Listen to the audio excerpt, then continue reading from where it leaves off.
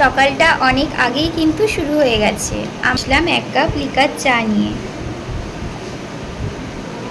তোমরা সঙ্গে থাক ভিডিওটা দেখার জন্য। মণিমালাস ব্লগে আপনাদের সবাইকে স্বাগত। কেমন আছেন? আমি খুব ভালো আছি। আর সত্যি কথা বলতে আজকে তো খুব ভালো আছি, কারণ আজকে সকালটা শুরু হয়েছিল একটু অন্যরকমভাবে। সকালের জলখাবারে রেখেছিলাম লুচি, ছোলার ডাল আর সুজি। আজকে আমাদের বাড়িতে এমন একজন আছে যাকে দেখলে মনটা খুশি হয়ে যায়। অনেক দিন পর সে আমাদের বাড়িতে ঘুরতে এসেছে। তার কারণ হচ্ছে দুদিন বাদেই তার অন্নপ্রাশন। আমার মাস্তুতো ননদ ও ঘুরতে এসেছে ওর মায়ের বাড়িতে। তো আমাদের বাড়িতে ঘুরতে এসেছিল পুচকুটাকে দেখাবার জন্য। হঠাৎ করে ওর বাবার শরীর খারাপ হয়ে যাওয়ায়, মানে পুচকুর দাদুর শরীর খারাপ হয়ে যাওয়ায় আমরা ওদেরকে আর যেতে দেয়নি। তো রাতটুকু আমাদের বাড়িতেই ছিল।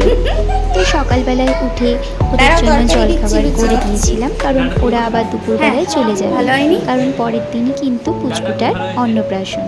লুচি ছোলার ডাল করেছিলাম, আর আমার ননদ সুজি খেতে ভালোবাসে বলে ওর জন্য সুজি। ব্রেকফাস্টটা জমে গেল। এই যে আমার বৌদি আমাদের জন্য লুচি ছোলার ডাল আর সুজি করেছে, এখন আমি বসে খাচ্ছি।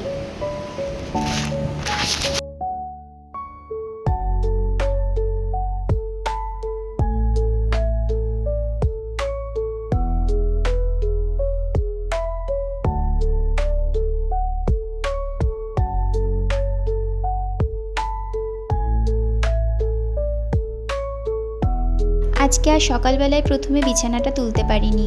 সকালবেলায় উঠে চলে গেছিলাম রান্নাঘরে, সেই জন্য আমি রান্নার ঘরের কাজগুলো সেরে নিয়ে তারপর এসে বিছানাটা তুললাম। আজকে আমরা এ ঘরে শুয়েছিলাম আর ওরা শুয়েছিল আমাদের ঘরে। খুব তাড়াতাড়ি হাত চালিয়ে কাজ করছিলাম, কারণ আজকে বৃহস্পতিবারের পুজো রয়েছে।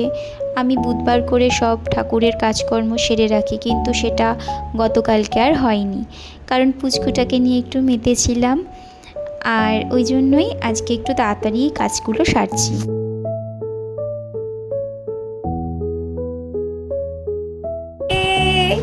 এইটা কে?